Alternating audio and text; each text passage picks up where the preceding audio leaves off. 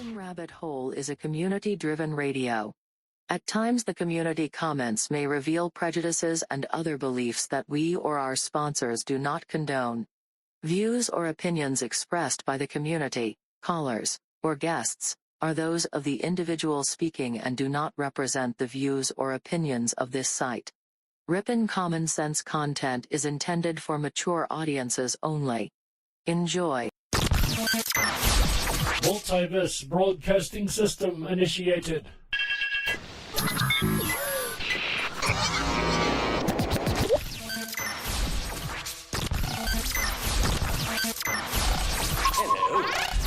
Hello.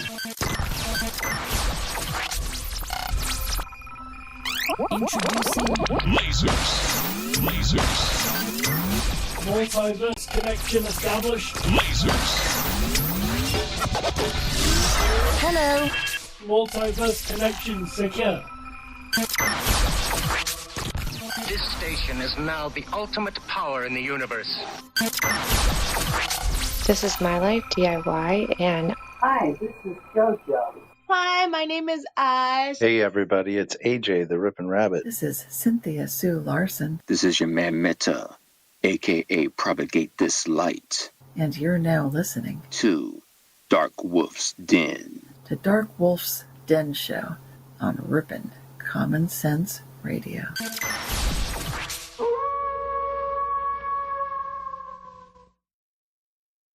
Are ghosts real? We had 1,000 hours of continuous communication with the spirit world. Does time travel actually exist? The laws of physics seem to be compatible with time machines. You know, sometimes I wonder about reincarnation, don't you?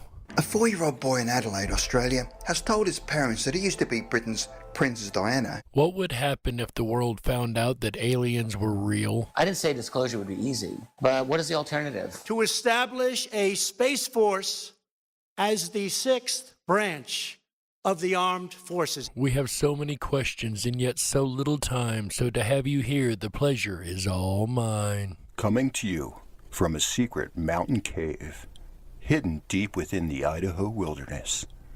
This is the Dark Wolf's Den Show. Now, here is your host, Jerry Hicks. That's right, I am Jerry Hicks, also known as the Dark Wolf, and we are broadcasting live across the multiverse from a secret cave, hidden high up in the beautifully snow-covered peaks of the Idaho mountains. That's right. We're ripping through the electromagnetic soup, tearing through the atmosphere, and tunneling away into your radio like a quantum particle. This is the Dark Wolf's Den Show for Thursday, July 15th, 2021. So whether you're on the edge of reality, the edge of the galaxy, or the edge of your seat, we're glad you chose us to be right there with you. Tonight, ladies and gentlemen, we are going to be discussing the Scorpion Reef. What has it got to do with the Mayans, or Cahokia, or even ancient Ripon, Wisconsin? All that and more coming up here in just a moment on the Dark Wolf's Den radio show for Thursday, July 15th, 2021. But first, today in history. That's right, ladies and gentlemen. This is actually a very important today in history. Check this out. On this day in 1799, the Rosetta Stone is found in the Egyptian village of Rosetta. It is found by French Captain Pierre-François Bouchard during Napoleon's Egyptian campaign. It was thanks to the Rosetta Stone that we were able to translate Egyptian and Greek together. And that was found on this day in 1799. And that is today's Today in History. And before I go any further, I owe a sincere apology to one little girl. You see, yesterday was a very special day for one of our listeners. Our listener, Michael Fontaine, and his little 4-year-old daughter, Gabby. Happy birthday, Gabby. Happy belated birthday, unfortunately, because Dark Wolf forgot to announce it yesterday, and I am so very sorry. So, Gabby, happy 4th birthday from all of us here at the Dark Wolf's Den Show. And congratulations to listener Michael Fontaine for having such an amazing family. On that note, ladies and gentlemen, now that takes us to our next segment. Say what? Today's quote, ladies and gentlemen, is one of my favorites from when I was in school. There was a classroom I was in that actually had this posted on the wall all year long, and the quote goes like this, and I quote, "What is right is not always popular, and what is popular is not always right," end quote. And that, ladies and gentlemen, is Albert Einstein. And that is today's segment of Say What? Man, I love that little sound bite. But anyway, in today's society, that quote could not be more important, right? In a society where doing right becomes less and less popular, doing the right thing becomes more and more important. Because as we all know, bad things happen when good people say nothing. And there's been a lot of bad things happen over history when good people have said nothing. Major cover-ups, epic cover-ups, I would say, especially in the field of archaeology. But we're not here to talk about archaeology tonight, are we? No. We're here to talk about the Scorpion Reef. What is the Scorpion Reef? The Scorpion Reef, according to Wikipedia, is a reef surrounding a small group of islands in the Gulf of Mexico, off the northeastern coast of the state of Yucatan, Mexico, or the Yucatan Peninsula. Designated a national park, the reef is part of the Campeche Bank Archipelago, is the largest reef in the southern Gulf of Mexico. It contains 5 main vegetated islands, and one of which contains a lighthouse, right? So that is the basic definition of the Scorpion Reef. It sits just outside the Yucatan Peninsula. Remember that. That will be important later. But coral reefs are very, very important to this planet, right? They're a very important part of the ocean, and the ocean is very important to life on this world, right? So, with that in mind, let's find out exactly what coral is. What is coral? From a distance, it looks like mossy rock or bone. Up close, it appears to be covered in tiny flowers. But each of those flowers are actually an animal, a coral polyp. A round body topped with a mouth surrounded by a ring of tentacles. I don't know about you guys, but that sounds like a nightmare creature to me, right? Inside, there is a simple gut lined with long threads of tissue that help digest the coral's food. Reef-building corals lay down a skeleton of calcium carbonate, essentially rock. So as they digest their food through time, they lay down these layers and layers and layers of calcium carbonate rock. Corals are colonial, budding off new polyps, each one connected to the one next to it, and genetically identical, forming a living veneer. It almost reminds me of an underwater mycelial-like fungus network, right? Corals are hunters. Their tentacles are lined with millions of stinging cells that kill what they catch. They are super weapons on a micro scale. But in the clear, warm water where corals live, there's not much to catch. So, how do corals find food? The secret to their success is in their relationship with a plant. Living right inside their cells are tiny algae, plant cells known as symbionts. Like all plants, they photosynthesize. Using energy from the sun, they produce sugars, enough food for themselves and for their coral host. It's extraordinary biology, an almost alien relationship where the algae gets a home and the coral gets up to 90% of its food. I will agree that is a very, very strange symbiotic relationship. And for you guys wondering why I'm covering something like this, I promise this is going somewhere, just bear with me. And together, they build the reef.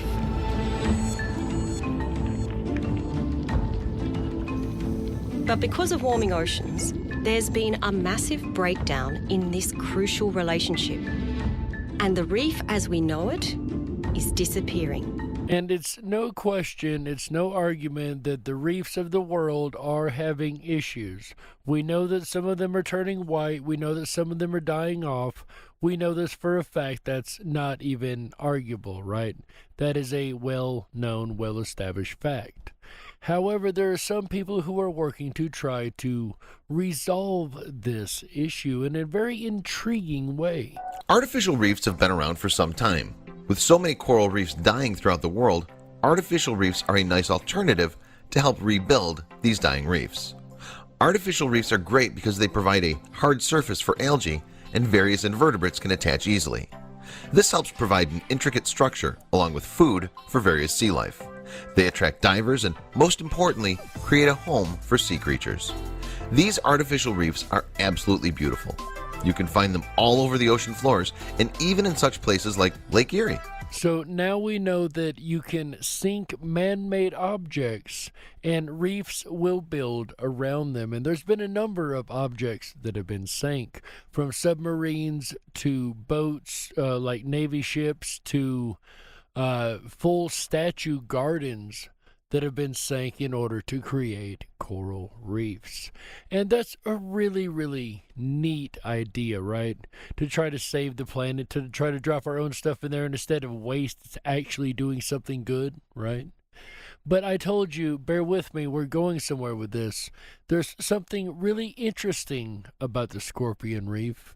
Besides the fact that it's got a load of shipwrecks to its name, it actually has another very interesting feature, and that's its location itself. Check this out.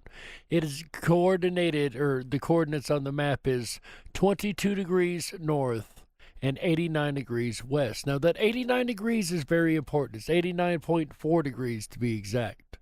And that's a very, very important number, because if you look at a map on, like, say, Google Maps, if you pull that up and keep this show open, if you want to pull the browser window up on your computer, you're going to find something very, very interesting. If you take and draw a line from the Scorpion Reef, you're going to find that it's at about 89 degrees, right? Roughly 88, 89.4 degrees. So the 90-degree meridian is very, very close, within a half a degree of the Scorpion Reef, right? So why is that important? That's actually extremely important. So we've learned that the Scorpion Reef is just outside of Progreso, Yucatan, the Yucatan Peninsula, right? The home of the Mayan culture. This is extremely important, because if you take and draw a line from the Scorpion Reef directly north and stay in the same latitude, that 89.4, 89.5 latitude, you come to another interesting spot in the United States called the Yucatan Landing in Louisiana. Now, wait a minute. It's exactly 666-ish miles to the Yucatan Landing in Louisiana, and it's even closer to the Yucatan Peninsula, right?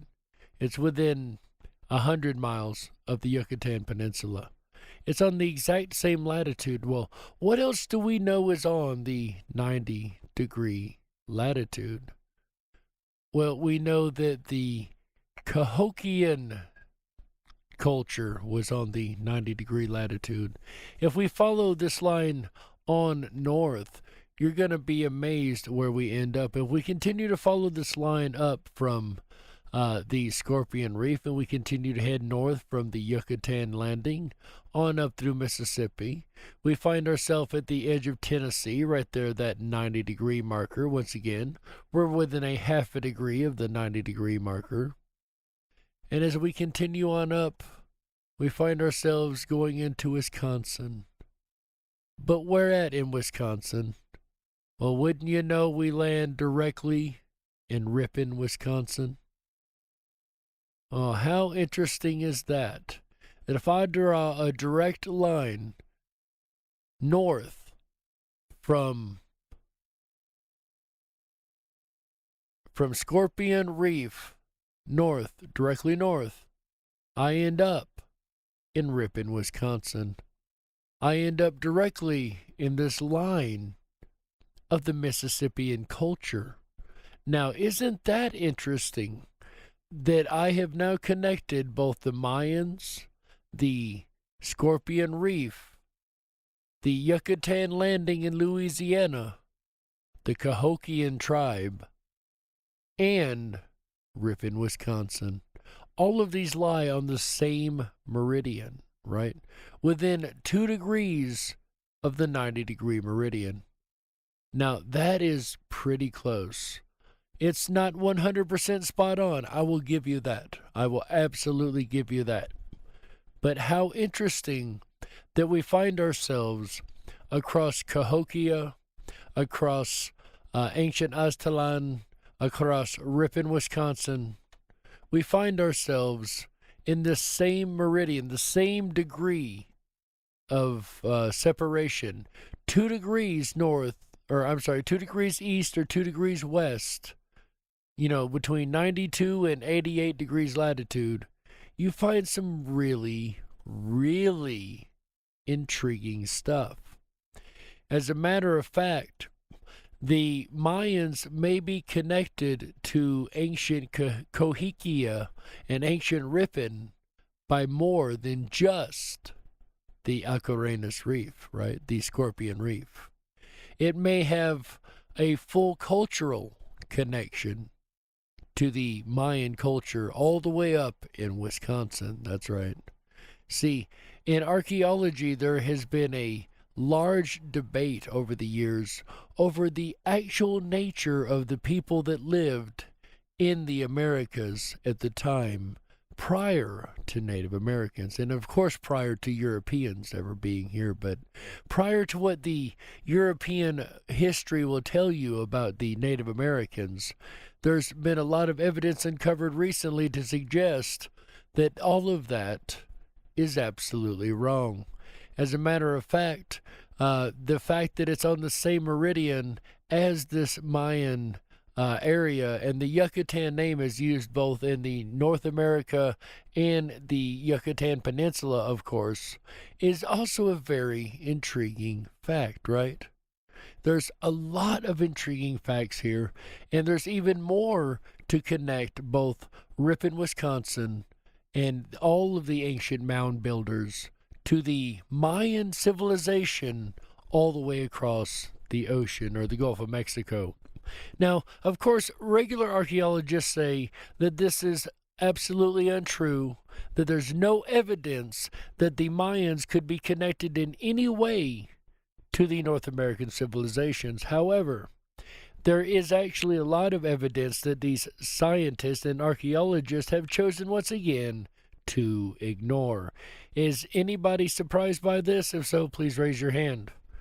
And I don't know why you're surprised by this, because we know, if you've been listening to this show anyway, you know for a fact that archaeologists practice scientism. And if it doesn't fit their narrative, it can't and don't exist, no matter how real it actually is, right? That is scientism at its very best. And it's scientism that has caused a huge cover-up in the real history of North America and South America and Mexico and the cultures that have been lost to time thanks to different actions by different groups over time, right? Things that have been hidden and kept away, mainly by people just like archaeologists of today that don't want to admit that their narrative may be wrong. So instead of admitting that the evidence doesn't fit their narrative, they do everything they can to make the evidence disappear.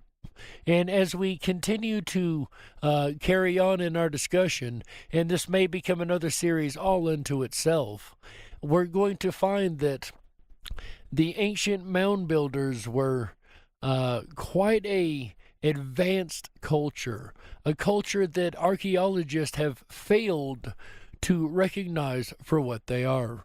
As AJ wrote or read in the article last week about the Mascouten tribe and how the Wisconsin had failed to properly record the Mascouten tribe in their areas and everything about their culture. Just the same history and certain people with power that they did not need have decided to also do the same to a number of sites that were here before the regular Native Americans that we know of. You see, our history has been obscured by these scientism practicing people that are running a narrative that is contrary to the true history of the land. And slowly but surely, with things like LIDAR, we're starting to learn the true history of the land, right? And once again, it's very intriguing that all of these mound-building civilizations up and down the Mississippi River happen to fall within 2 degrees of the 90-degree meridian. That has to be very important, right? We know that certain lines on the map are important. The 33rd degree meridian is very important, right? The 90-degree meridian has also been known to be a very important meridian when it comes to ley lines. So perhaps there was information that the ancients knew about being within this particular area of the map. Maybe there's a reason they stayed in this area, and there's been a lot of cultures that have been found around this area, like the Hopewell Indians and the Adena and the Serpent Mound and the mound building cultures of the Mississippi River Valley, right? There's so many mound building cultures that have a lot of things in common.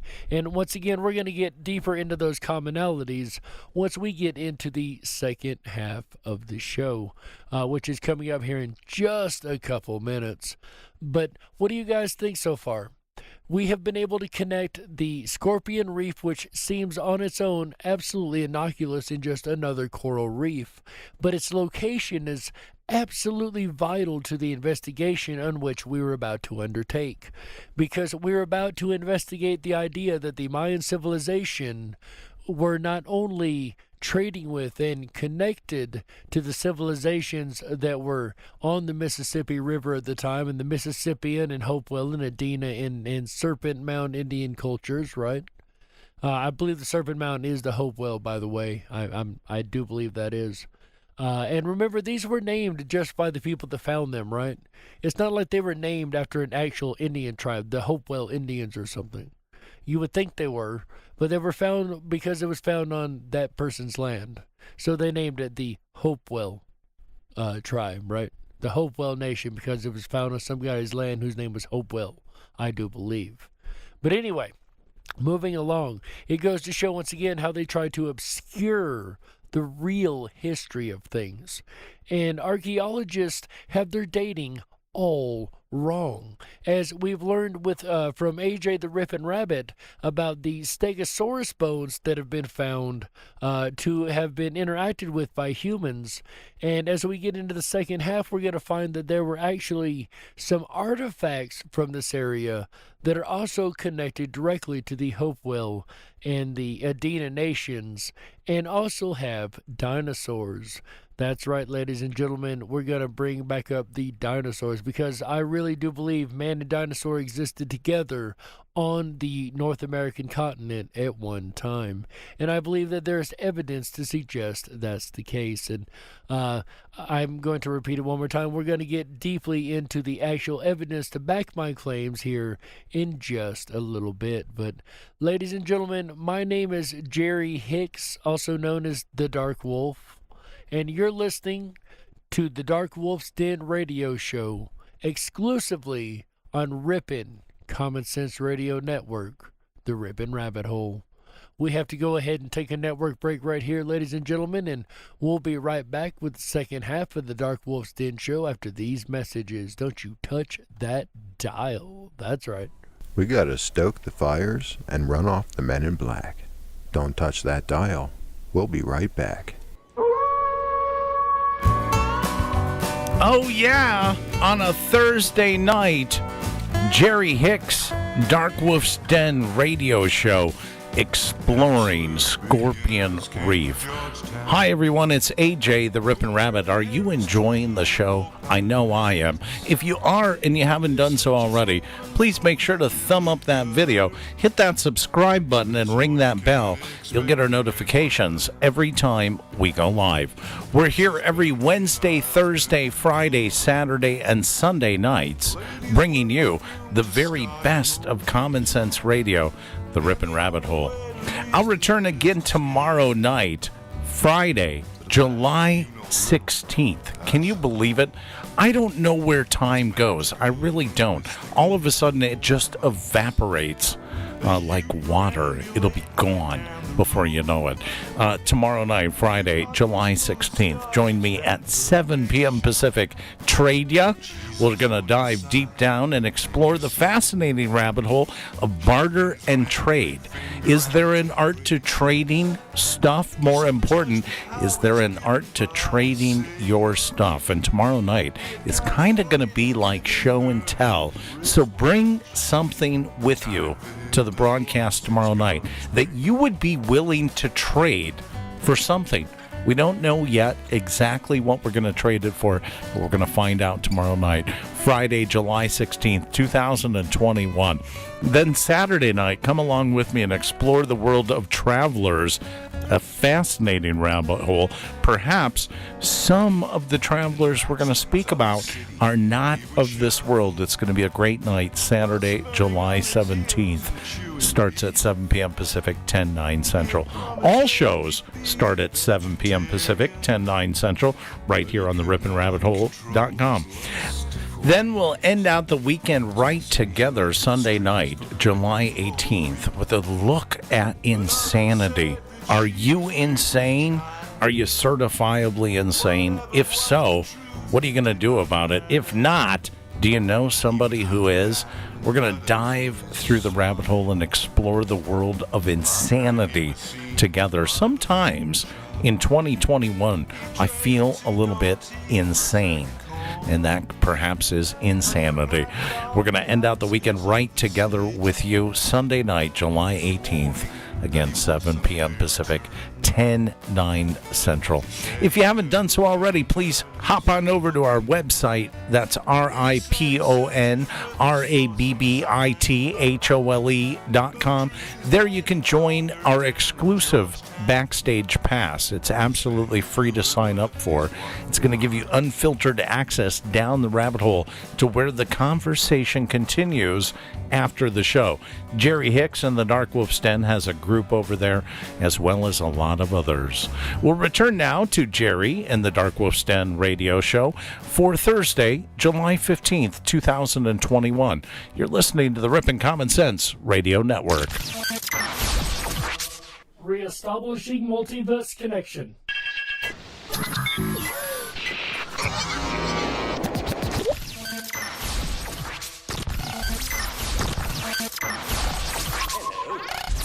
Hello. Introducing lasers. Hello. Connection reestablished and secure. This is My Life DIY, and Hi, this is JoJo. Hi, my name is Ash. Hey everybody, it's AJ the Ripon Rabbit. This is Cynthia Sue Larson. This is your man Meta, aka Propagate This Light. And you're now listening to Dark Wolf's Den. to Dark Wolf's Den Show on Ripon Common Sense Radio. If you were meant to be controlled, you would have come with a remote, but you didn't. And that's why you listen to the Dark Wolf's Den Show. Now, here is your host, Jerry Hicks. That's right, I am Jerry Hicks, also known as the Dark Wolf.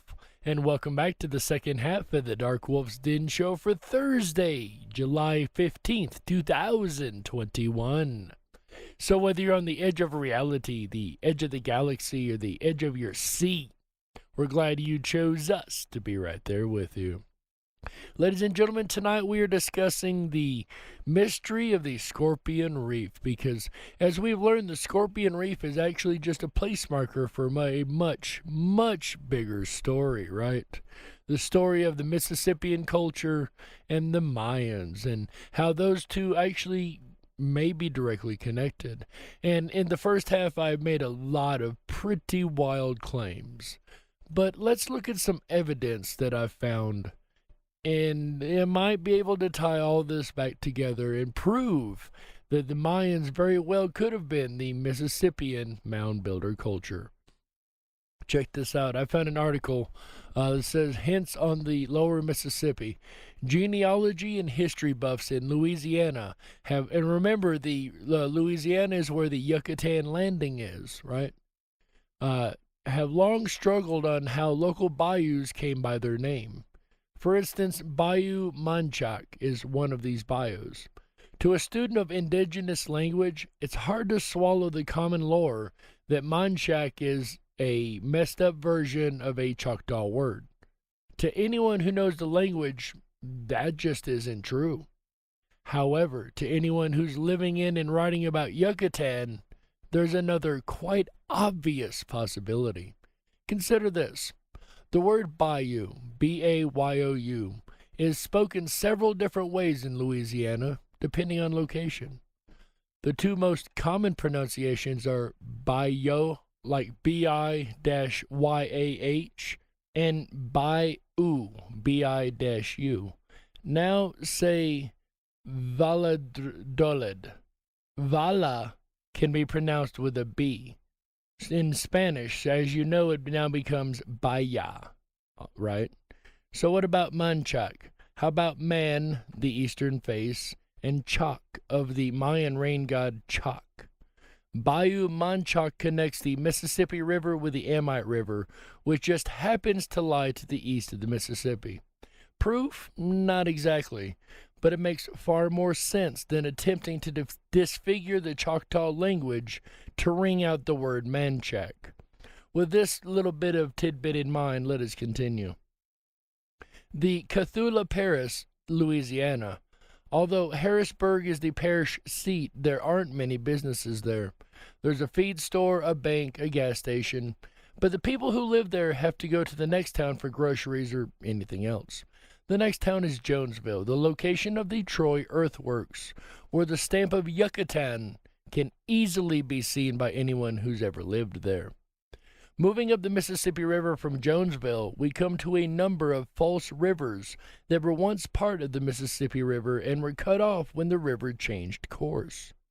These tributaries are lakes now.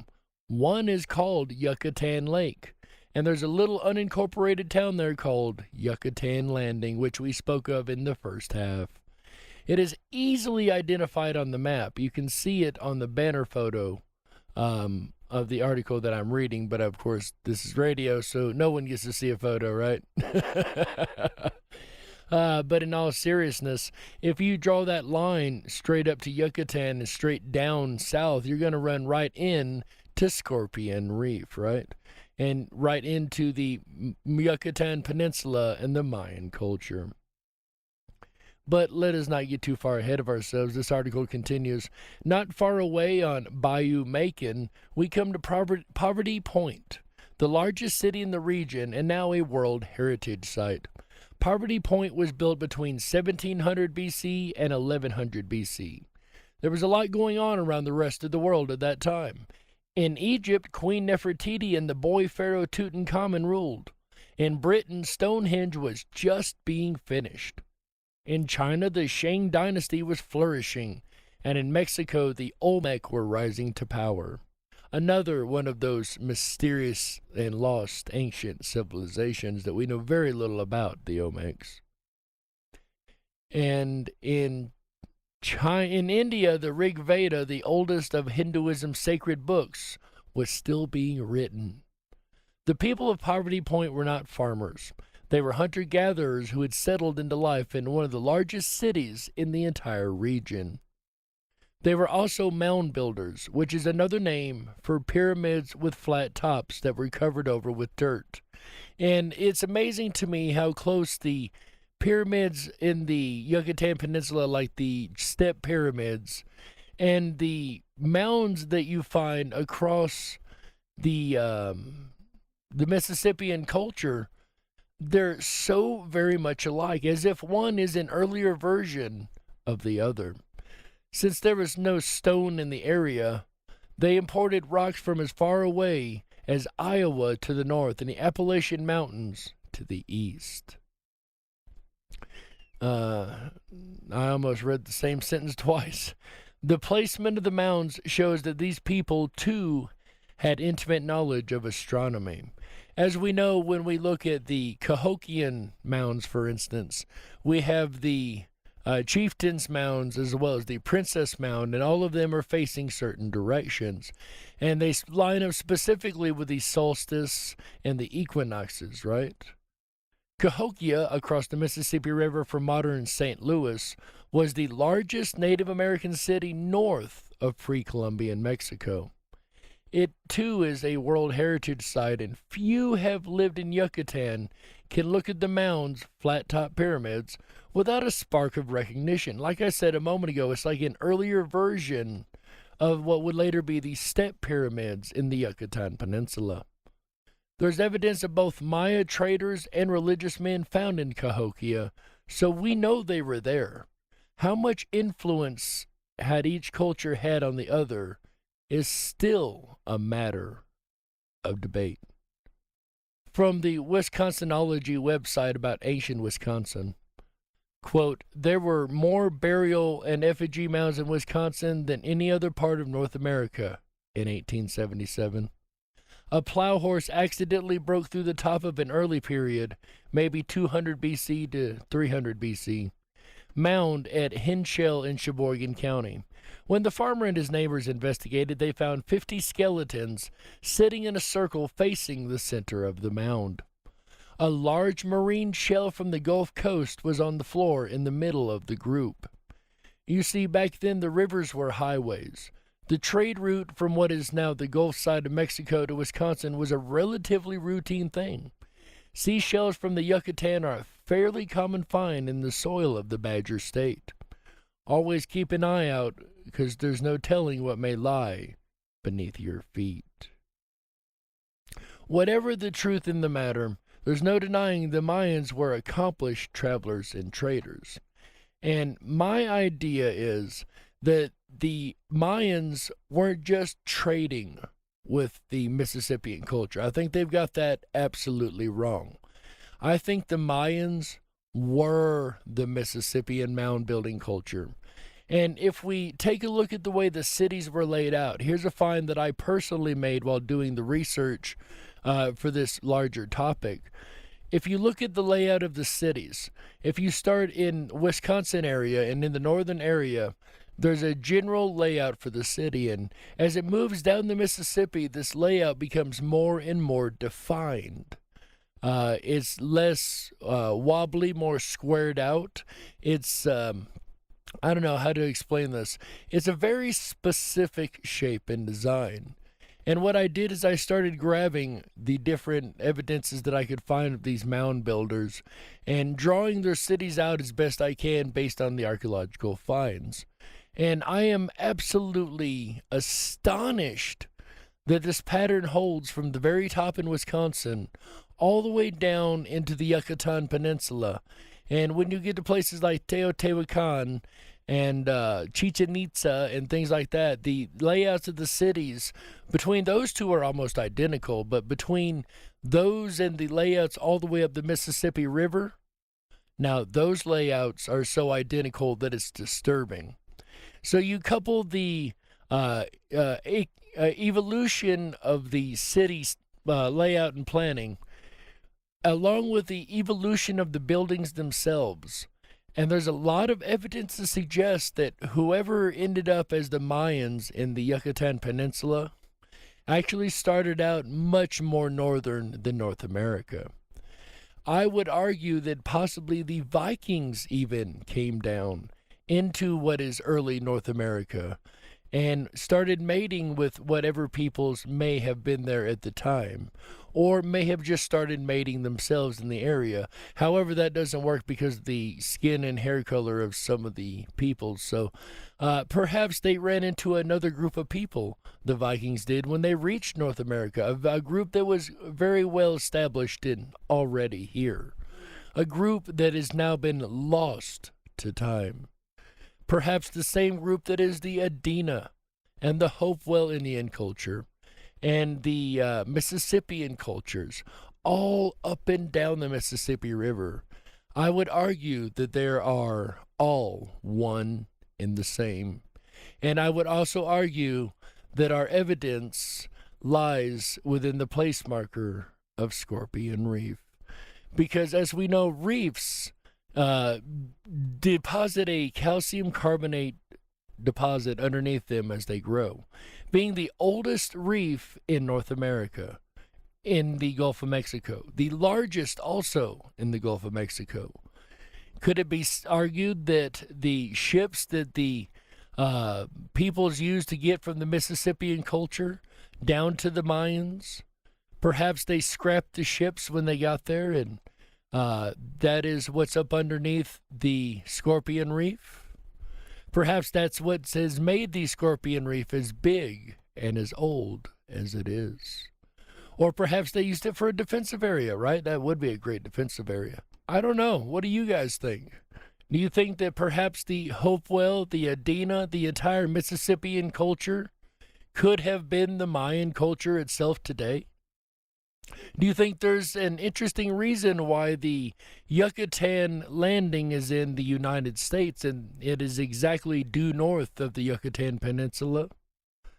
Is it also a coincidence that the building styles of the buildings as well as the city layouts happen to match, if not almost perfectly, to the Mayan cities once they become more developed in their ways of doing things? You see, now I'm going to continue this series because I am now going to start exploring on this show the Hopewell and the Adena Indian tribes and how the narrative has once again failed in reference to these tribes and to what the scientism practicing historians and scientism archaeologists want us to believe. I believe that forbidden archaeology is a much better field, and I believe that that's where more of the answers are going to hide. But what I believe doesn't necessarily have to be true, does it? So what we're going to do is over the next couple weeks on Thursdays, we're going to be just digging in very, very deeply into all of these mound building cultures and see if we can't find the connections that are obvious but are not blatantly shown to us, if that makes any sense. But in the end, ladies and gentlemen, all you can do is listen to the case files, apply a little common sense, and you be the judge. we got to close it out. That's right, that's it for this episode of the Dark Wolf's Den Show for Thursday, July 15th, 2021. So whether you're on the edge of reality, the edge of the galaxy, or the edge of your seat, we're glad you chose us to be right there with you. Ladies and gentlemen, the den may be closing tonight, but don't you worry, the weekend fun is only just begun. That's right.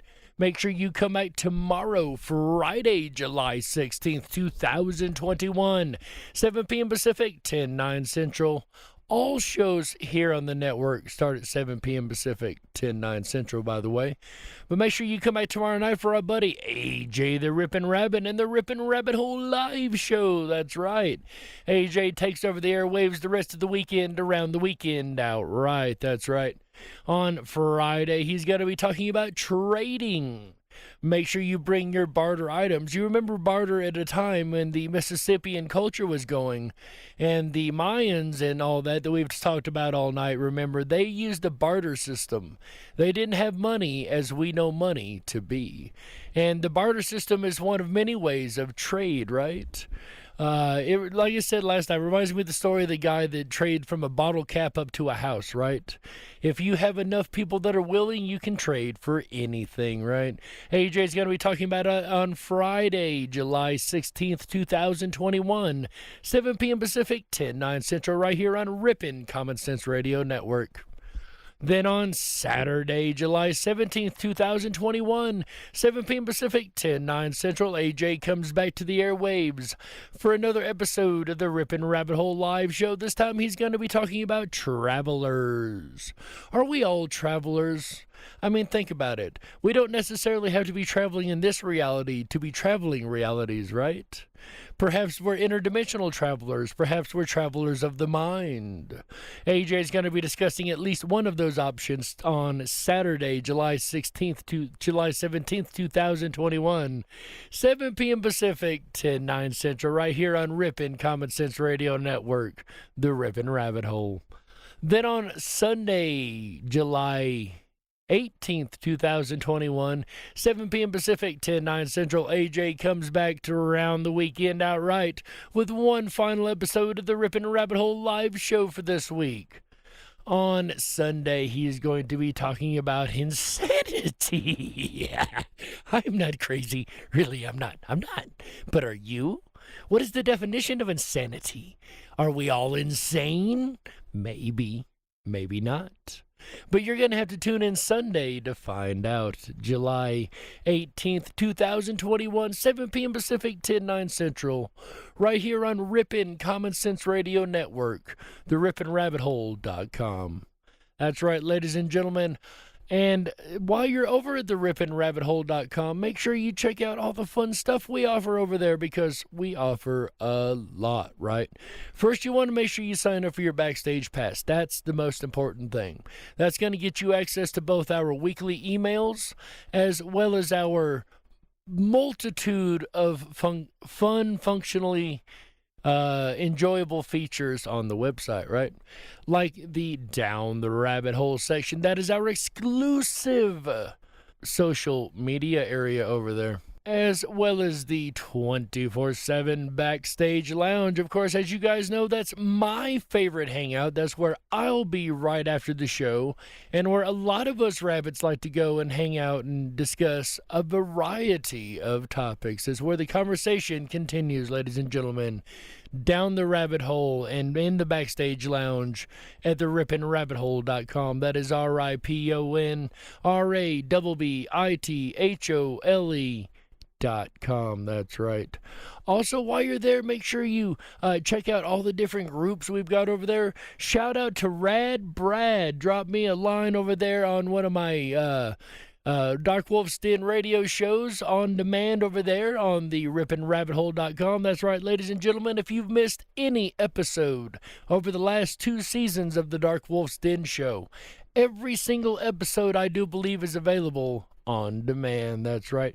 So make sure you go and check out our past catalog as well as our upcoming work. Make sure you've hit that subscribe button, hit that like button, and ring that bell over there on the YouTube, both on the Dark Wolf's Den Show YouTube channel as well as on the Ripon Rabbit Hole YouTube channel. That's right, ladies and gentlemen. That helps us out more than you could ever know, as well as sharing this out to all of your friends and everybody you know on social media. But while you're at it, call your local radio station and tell them you want to hear Ripon Common Sense Radio on your radio. That's right. Across the country, we would love to get into other markets, so if you enjoy what you've heard here, we are a legit radio station. Just tell your local radio that you want to hear Ripon Common Sense Radio on your device. That's right. Ladies and gentlemen, it is so much fun to come and hang out with you guys every week. I can't tell you how much I absolutely adore and enjoy you guys. So with that said, ladies and gentlemen, on behalf of AJ the Ripon Rabbit, Michael Musco, Chick Mandela Effect, Walt House, our incredible mod teams, as well as everyone involved in Ripon Common Sense Radio, and of course Tom Bayless, Red Shed Studios, for this amazing music we're listening to right now.